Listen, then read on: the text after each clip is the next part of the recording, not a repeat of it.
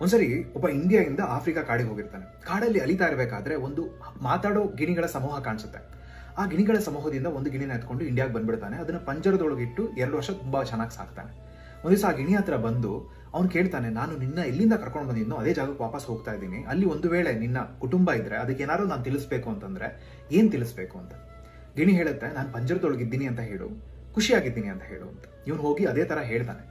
ಆ ಸಮೂಹದಲ್ಲಿ ಒಂದು ಗಿಣಿ ಮಾತ್ರ ಕಣ್ಣಲ್ಲಿ ನೀರು ತುಂಬಿಕೊಂಡು ಸತ್ತು ಕೆಳಗಡೆ ಬಿದ್ಬಿಡುತ್ತೆ. ಅವ್ನು ಅನ್ಕೊಳ್ತಾನೆ, ಬಹುಶಃ ಆ ಗಿಳಿಗೆ ಈ ಗಿಳಿ ಬಹಳ ಕ್ಲೋಸ್ ಇತ್ತು ಅನ್ಸುತ್ತೆ, ಅದಕ್ಕೆ ಹಿಂಗಾಯ್ತು ಅಂತ. ವಾಪಸ್ ಇಂಡಿಯಾಗೆ ಬಂತು, ಹೀಗಾಯ್ತು ಅಂತ ಎಕ್ಸ್ಪ್ಲೇನ್ ಮಾಡ್ತಾನೆ. ಆಗ ಈ ಗಿಣಿನು ಕಣ್ಣಲ್ಲಿ ನೀರು ತುಂಬಿಕೊಂಡು ಸತ್ತು ಪಂಜರದೊಳಗೆ ಬಿದ್ದು ಹೋಗುತ್ತೆ. ಬಹಳ ದುಃಖ ಆಗುತ್ತೆ ಇವನಿಗೆ.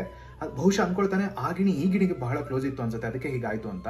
ಈ ಗಿಣಿನ ಎತ್ಕೊಂಡು ಹೋಗಿ ಹೊರಗಡೆ ಎಸೆದು ಬಿಡ್ತಾನೆ. ಇವನು ಎಸಿತಾ ಇದ್ದಾಗೆ ಗಿಣಿ ಹಾರು ಹೋಗಿ ಒಂದು ಮರದ ಮೇಲೆ ಕೂತ್ಕೊಳ್ಳುತ್ತೆ. ಯಾಕೆ ಹೀಗೆ ಮೋಸ ಮಾಡಿದೆ, ಯಾಕೆ ನಾಟಕ ಮಾಡಿದೆ ಅಂತ ಕೇಳ್ತಾನೆ. ನಿನ್ನಿಂದ ನಿನ್ನ ಜೊತೆ ನನಗೊಂದು ಪಾಠನ ಹೇಳಿ ಆ ಗಿಣಿ ಕಳಿಸಿತ್ತು, ಅದನ್ನೇ ನಾನು ಫಾಲೋ ಮಾಡಿದೆ ಅಂತ. ಅವ್ನು ಕೇಳ್ತಾನೆ, ಏನ್ ಪಾಠ? ನಾವು ಪಂಜರದಿಂದ ಹೊರಗಡೆ ಬರಬೇಕು ಅಂತಂದ್ರೆ ಬದುಕಿದ್ದಾಗಲೇ ಸಾಯ್ಬೇಕು ಅನ್ನೋದು ಅಂತ.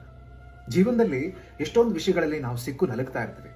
ಹೊರಗಡೆ ಬರೋದು ಹೇಗೆ ಆ ಪಂಜರದಿಂದ ಅಂತ ಅರ್ಥ ಮಾಡ್ಕೊಳಕ್ಕಾಗದೆ ಒದ್ದಾಡ್ತಾ ಇರ್ತೀವಿ. ಬದುಕಿದ್ದಾಗಲೇ ಸಾಯ್ಬೇಕು, ಪ್ರಸವ ಬೇನೇನು ಅನುಭವಿಸ್ಬೇಕು, ಮತ್ತೆ ಮರುಹುಟ್ಟು ಪಡ್ಕೋಬೇಕು. ನಾವೇನಾದ್ರೂ ಮುಂದಕ್ಕೆ ಹೋಗಬೇಕು ಅಂತಂದ್ರೆ ನಾವು ಹಿಂದೆ ಇರೋದನ್ನ ಸಾಯಿಸದೇ ಇದ್ರೆ ಮತ್ತೆ ಮರುಹುಟ್ಟು ಪಡೆದು ಮುಂದಕ್ಕೆ ಹೋಗೋಕ್ಕಾಗೋದಿಲ್ಲ. ಆದ್ರಿಂದ ಬದುಕಿದ್ದಾಗ ಸಾಯೋದು ಅಗತ್ಯ. ಯೋಚನೆ ಮಾಡಿ.